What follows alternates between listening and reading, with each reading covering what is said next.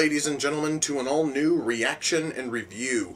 Tonight, guys, I'm checking out an exploitation film from 1953. That movie is Glen or Glenda. Now, as has been the way with this, month on reaction and review, this movie is directed by infamous filmmaker Ed Wood. It's also one of the few films most people know him for.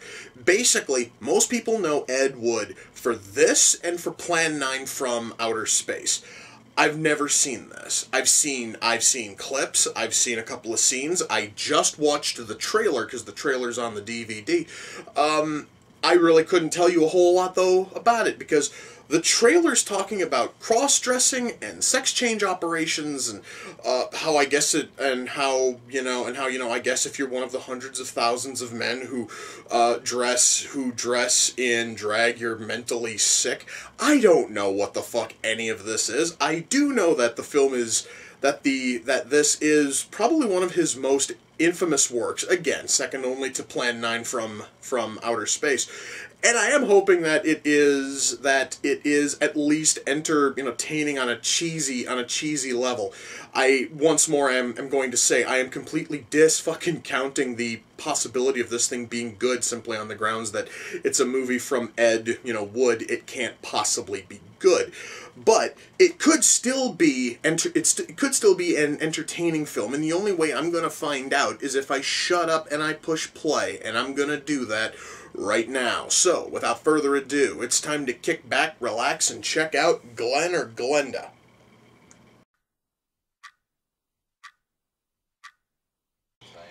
Okay, that was incredibly cheap. They were trying to show us a headline on a newspaper. It was very clearly just the headline written on a piece of paper and then just laid on top of a current newspaper. I understand that Ed Wood was really into low-cost films. Are you telling me he couldn't have spent $1 and gotten an actual newspaper page printed up to show that headline? I'm sorry, guys, that just seemed incredibly cheap even for Ed Wood, you know what I mean?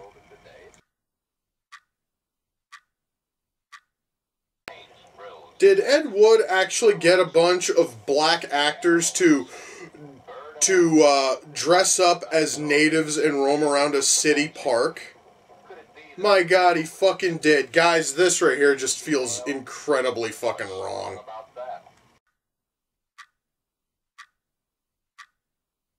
Alright, guys, I have a rather stupid, question. We have seen a lot of footage in this film of Glen walking around in drag as Glenda, and he's pondering over whether or not he should tell his fiancée that he is a transvestite. My question is, if he spends this much time as Glenda, how the fuck does she not fucking know? Because he seems to spend more time as Glenda than he does as Glen. I guess it just kind of makes her seem a little bit stupid, even for a movie made in 1953. Guys, this thing just feels kind of messed up right now. So, in the middle of our film, we're getting a PG-rated bondage show. Why? What the fuck does this have to do with anything that has happened in the film so far? Guys, this seriously has no fucking place here, and it just feels weird. So we went from a PG-rated bondage scene to what looks to be a PG-rated rape scene? Seriously, guys, what the fuck is going on in this movie? What the fuck happened to the story we've been building for the first 40 minutes? What purpose does any of this serve? My God, guys, this is just... Jesus Christ, what the fuck am I watching?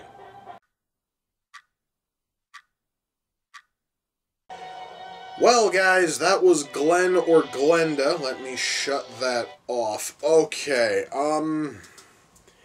wow, where to fucking start? Well, I guess first of all, I have to stress, and I mean, I've really got to stress this. The movie was made in 1950. The movie was made in 1953. So I am not going to fault it for being incredibly backwards on the whole thought about, like transsexuality and trans, and all this other like trans stuff that a lot of people know about today, thanks to a multitude of websites on the internet that like talk about it and this and that and yada yada yada. So I am not going to fault them for being hopelessly backward, because it was just the way that it was in 1953.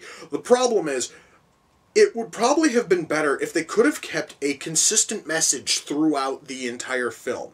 Because this thing here it starts off saying that it shouldn't be shocking that somebody is found in drag. It shouldn't be shocking to know that somebody wants a sex change, because it seems almost perfectly, like natural and normal for a man to want to wear women's clothing, because women's clothing is soft and velvety and smooth, and men's clothing is, like itchy and scratchy and woolly. It's like, no, guys, that actually is a point the movie attempts to make.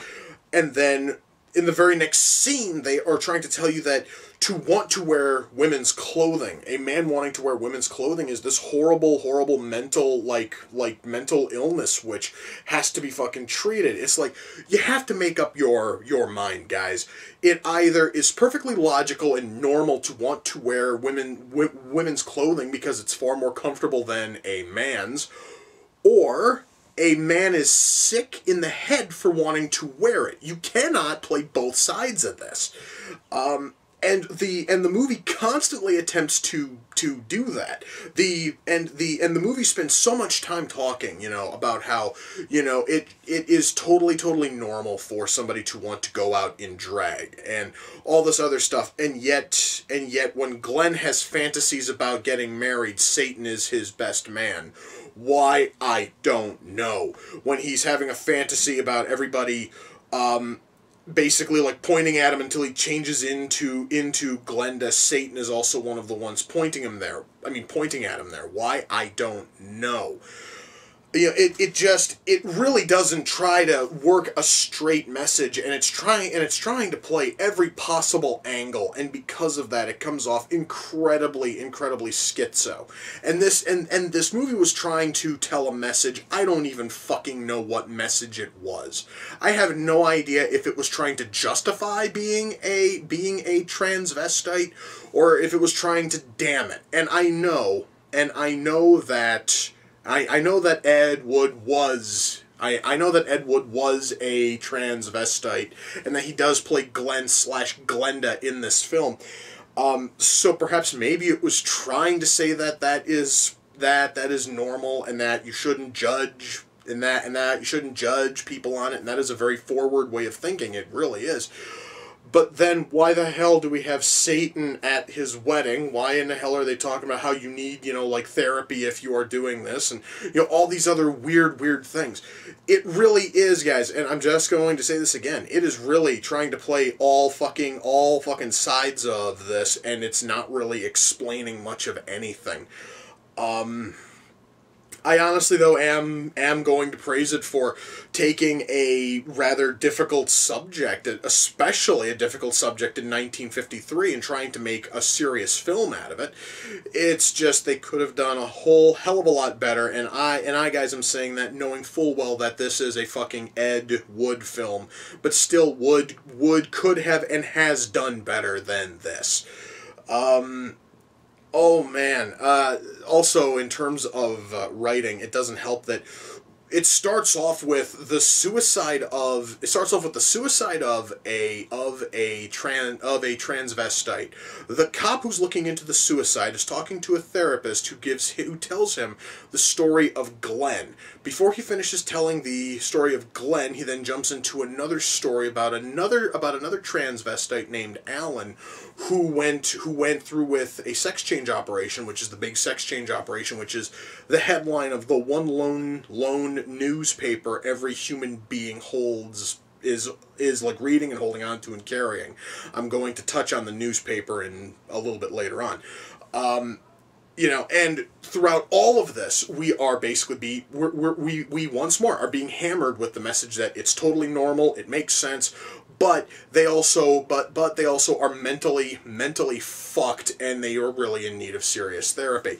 Again, if this film could have kept a straight tone throughout everything and actually tried to tell a proper, or actually try to get their message out there without fucking muddling it with everything else, it might have been fine. So writing here at the best I can say, guys, with writing is at least there was some effort here, except it was an ultimately failed effort. There is one other thing I have to talk about in terms of writing, and that is one character in the film, and it is apparently, at least according to the closing credits, a scientist who was played by Bella Lugosi. And guys, I'm going to tell you this right now. Lugosi, I'm a big fan of his. I am. And the guy can do some awesome stuff, or the guy could do some awesome stuff. But his character serves no purpose in this film. It's basically just his character, this fucking scientist, is just sitting in a room and will occasionally say something, but that fucking something has nothing to do with anything else going on. So we will hear a little bit about Glen, and we then cut to this room, and the scientist is screaming about about an angry green dragon that eats, boys and puppy dog tails and all this other stupid shit. It serves no purpose. You could have literally cut every one of his scenes, and the movie would have flowed a hell of a lot better, but the movie would also have probably been just over an hour long. I'm talking maybe like an hour and it would probably have been about an hour even, instead of the hour and 8 minutes it is now. Lugosi's in this thing for almost 8 minutes, roughly, serves no purpose at fucking all. It is a massive waste of a character. So yeah, writing here is okay, if not horribly, troubled in terms of trying to get a message out and trying to tell a coherent story. It also doesn't help that in the fucking middle of Glen's, in the middle of Glen's story, we are treated first to a 5-minute bondage and rape show for no other reason besides padding. And then also, as Glen's story is going on, our fucking therapist then says, "Hey, I actually want to tell you a different story about this other guy."